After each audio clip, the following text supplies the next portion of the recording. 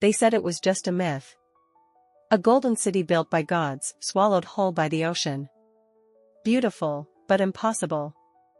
But now, sonar scans are lighting up the seabed. And what they're revealing has no place in our history books. Why are symmetrical ruins lying silently beneath the Arabian Sea?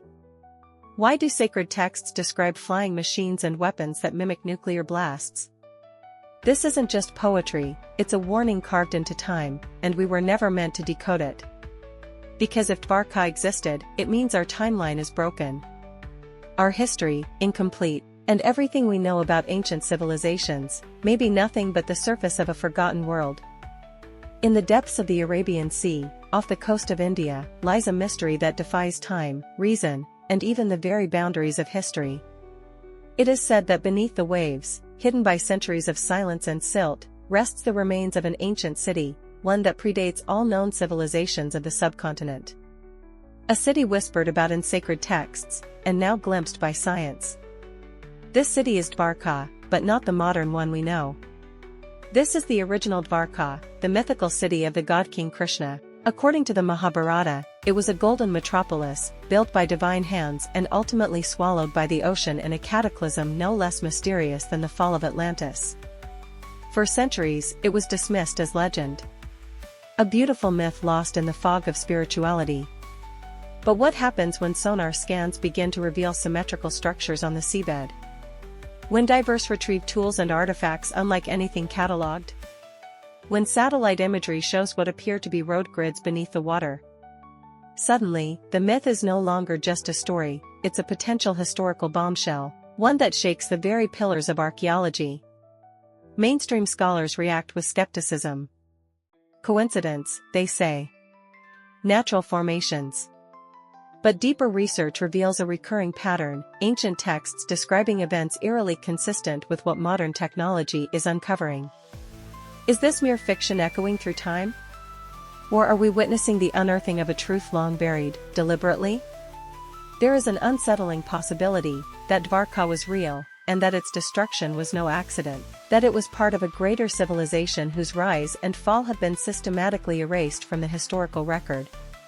And that its memory survived only because the Vedas dared to preserve it in verse. In every culture, there is an Atlantis.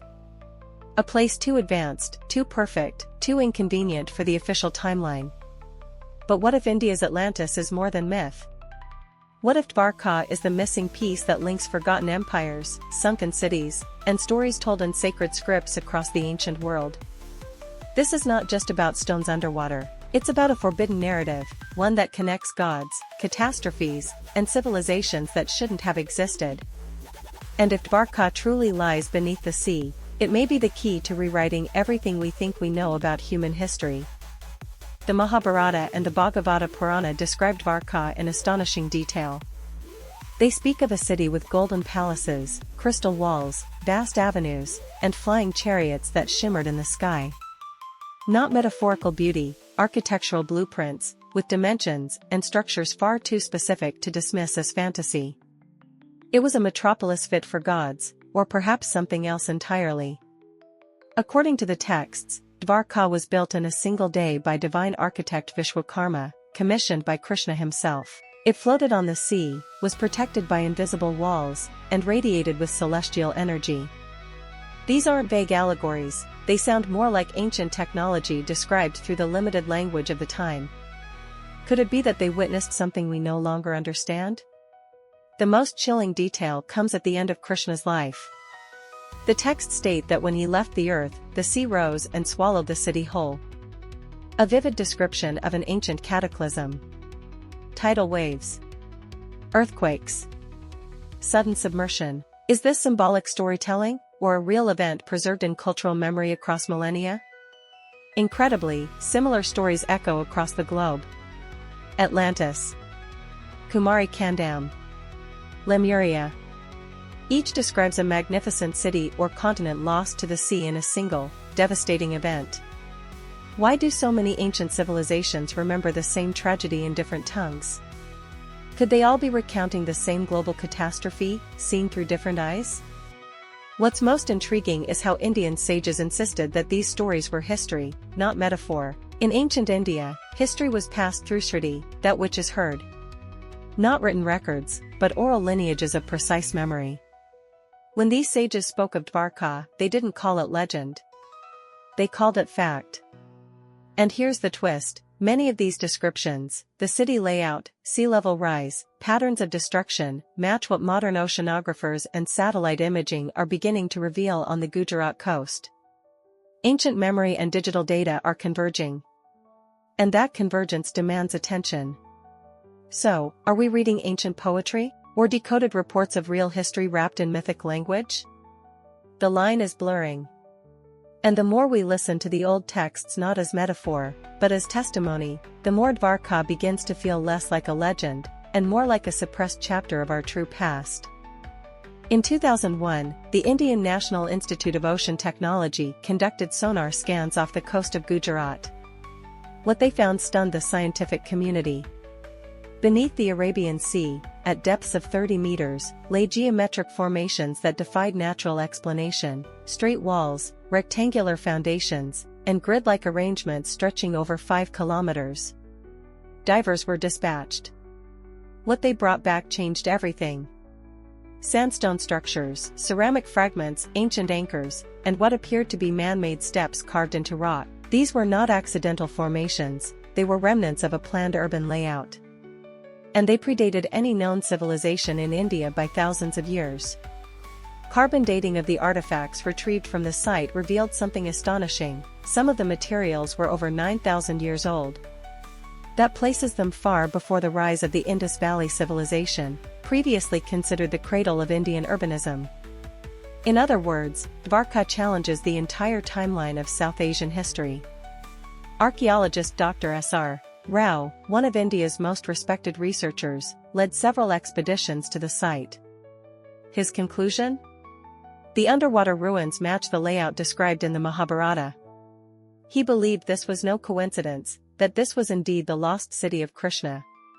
But his findings were met with fierce resistance from mainstream academia. Why the resistance? Perhaps because if the underwater city is proven to be ancient Dwarka, then it rewrites not just Indian history, but global history. It would mean that advanced urban civilizations existed over 9,000 years ago, long before Mesopotamia or Egypt, and it would prove that what we call myth might be historical record. Even more puzzling are the electromagnetic anomalies reported by sonar crews. Instruments malfunction. Compasses spin. Sonar echoes distort without cause. Could there be a lingering energy at the site? Something that modern tools can detect but not explain? Some researchers believed Dwarka may be sitting atop an ancient energy grid. The ocean keeps its secrets well. But for the first time, we are peeling back the layers of sand and silence, and what we're finding are not fragments of a dream, they're the bones of a forgotten city, drowned not by myth, but by time, and perhaps, by design. The Mahabharata does more than tell of a glorious city. It tells of war, not ordinary conflict, but cosmic devastation. In its pages, gods and demigods unleash weapons that mimic nuclear blasts, with descriptions of blinding light, intense heat, thunderous roars, and cities reduced to ash in seconds. These are not metaphors. They read like eyewitness accounts of high-tech warfare. One passage describes a weapon called the Brahmastra, which causes a single projectile charged with all the power of the universe to fall upon the enemy. Another mentions bodies so charred they became unrecognizable, and birds falling dead from the sky. Could these be ancient poetic flourishes, or the memory of real, technological cataclysms? Some theorists believed Dwarka was destroyed not by nature, but by war, a war between rival factions of a forgotten civilization, or perhaps even celestial beings. Krishna, after all, was not just a king, he was a warrior with access to weapons and knowledge far beyond our understanding. Was Dwarka a casualty in a cosmic conflict? There are modern parallels that chill the spine. In places like Mohenjo-Daro, skeletal remains have been found with levels of radiation inexplicable for their time. Some lie in the streets as if death came instantly. Buildings appear to have melted under extreme heat. What kind of technology could cause that? And why does it mirror the destruction described in ancient Indian texts? If we consider that the Mahabharata might be historical record masked as myth, then Dwarka's disappearance may have been the result of a deliberate, targeted attack, a strategic erasure of a powerful city, perhaps to prevent its secrets from being misused, or to silence a chapter of history that others wanted buried. This would explain why the city vanished so completely, swallowed by the sea, with no survivors and no legacy beyond sacred text. It also raises questions: who possessed such power? Where did the knowledge go? And more importantly, is it possible some of it survived? We like to believe that humanity has only recently climbed the ladder of technology. But what if we've done it before, and fell? What if Dwarka is not just a lost city, but the smoking gun of a forgotten war between beings whose capabilities rival our own, or surpass them entirely? The archaeological findings off the coast of Gujarat should have made global headlines. A city possibly older than any other known civilization, submerged and preserved beneath the sea. Yet, outside of India, the media remained silent. Major institutions refused to comment. Why? How could such a monumental discovery be met with indifference? Some believe the silence is strategic.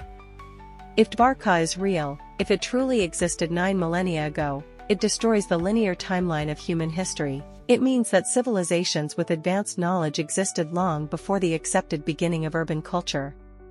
The implications are explosive, especially for the foundations of Western academia. There's another layer: religion and politics. Dwarka is not just any city, it's tied to Hindu cosmology, to the god Krishna. Accepting its existence would mean validating spiritual texts as historical documents. For secular institutions, that's a dangerous precedent. And for geopolitical rivals, it could reposition India as the cradle of global civilization. Researchers like Dr. S.R. Rao found themselves isolated. Despite years of diving expeditions, artifact retrievals, and carefully documented sonar scans, their work was buried in obscure journals. Funding dried up. Interviews were censored. It's a pattern seen in many inconvenient discoveries, from Göbekli Tepe to the Bosnian pyramids. The question is no longer was it found, but who benefits from hiding it? Satellite imagery and underwater drone footage exist, but much of it remains classified or inaccessible. Rumors persist of private corporations and even military entities conducting their own expeditions to the site. What are they looking for, and what have they found that's too dangerous to disclose? There's also talk of missing artifacts, relics retrieved and then vanished, or locked away in government facilities. Some whistleblowers claim certain inscriptions recovered near Dwarka suggest astronomical knowledge, star maps, even references to other worlds. If true, this isn't just archaeology, it's an existential threat to the current narrative of human origins. If Dwarka is the key to a forgotten epic, a time when humanity stood shoulder to shoulder with gods, or something like them, then its suppression is no accident. It is a conscious effort to keep our eyes on the surface, while the real truth lies buried beneath the waves, waiting. Dwarka may be the most famous, but it's far from alone.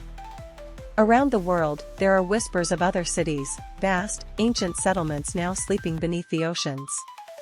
Off the coast of Japan, near Yonaguni, divers discovered massive stone structures with steps, pillars, and what seem to be ceremonial platforms. Mainstream archaeologists call them natural, but their angles are too perfect. Their design, too intentional. In Cuba's Gulf of Guanahacoibes, sonar scans in the early 2000s revealed symmetrical formations over 700 meters below the surface. The structures appear man-made, possibly belonging to an ancient city that predates recorded history. The area was quickly closed to further investigation. Coincidence? Or coordinated suppression? Pavlopetri, off the coast of Greece, is a city dated to around 5,000 years ago, completely submerged and showing streets, buildings, and even courtyards. It's accepted by mainstream science, but here's the twist: the deeper the evidence lies, the more resistance it meets. Anything older than 6,000 years begins to challenge the accepted historical framework. In the Indian Ocean, legends of Lemuria and Kumari Kandam speak of entire continents swallowed by the sea. Tamil texts describe lands with thriving cities, temples, and knowledge systems that disappeared after a great flood. These aren't isolated myths, they form a global tapestry of memory. And Dwarka may be the most accessible thread. Could all these sites, from India to Japan, from Cuba to the Mediterranean, be remnants of a lost global civilization? One that rose before the last ice age and fell during the catastrophic sea level rise at the end of the Younger Dryas period? If so, then the history we know is merely the history that survived. There's also the enigma of aligned timelines. Many of these cities appear to have been destroyed or submerged around the same period, 9,000 to 11,000 years ago. The same range Plato gives for the fall of Atlantis. The same period when global myths tell of floods, gods fleeing Earth, and knowledge being hidden away. If Dwarka is part of this greater story, then it's not just India's Atlantis. It's a global clue, one node in a suppressed network of ancient power centers, centers that may have once shared a unified knowledge, and whose destruction was not only sudden, but possibly coordinated. The story of Dwarka is not just about stones beneath the sea. It's about what we choose to remember, and what we're told to forget. It's about a civilization that may have reached heights we've only begun to imagine, and then vanished, leaving behind only sacred verses and sunken ruins. But even silence carries an echo. If Dwarka truly existed, if it was built, thrived, and fell, then it redefines everything. Our past. Our origin. Our place in the universe. It challenges the assumption that history moves in a straight line from primitive to advanced. What if it moves in cycles, rising, falling, and rising again, leaving fragments behind? And that may be why the truth is so dangerous. Because it doesn't just rewrite the textbooks, it reveals how fragile our reality truly is. That beneath the oceans, under layers of sand and salt, lie not just cities, but answers. Answers that some would rather never surface. We must ask, who benefits from erasing our past? Who profits when ancient wisdom is dismissed as myth, and sacred stories are labeled fantasy? If Dwarka was hidden deliberately, by war, by nature, or by human hands, then its rediscovery is an act of resistance. A return of memory. In a world obsessed with progress, Dwarka reminds us that what was lost may have once been greater than what we've achieved. That ancient minds may have grasped truths we still stumble toward. And that maybe, just maybe, we are not the first to rise, nor will we be the last to fall. The waves may have buried the city, but they couldn't drown the questions. And now, as sonar maps the ocean floor and forgotten ruins rise from the deep, those questions are louder than ever. Dwarka calls. And the deeper we dive, the closer we come to a truth long denied. So what lies beneath? A lost city? A forgotten war? Or a buried chapter of who we really are? The surface is calm. But the ocean remembers.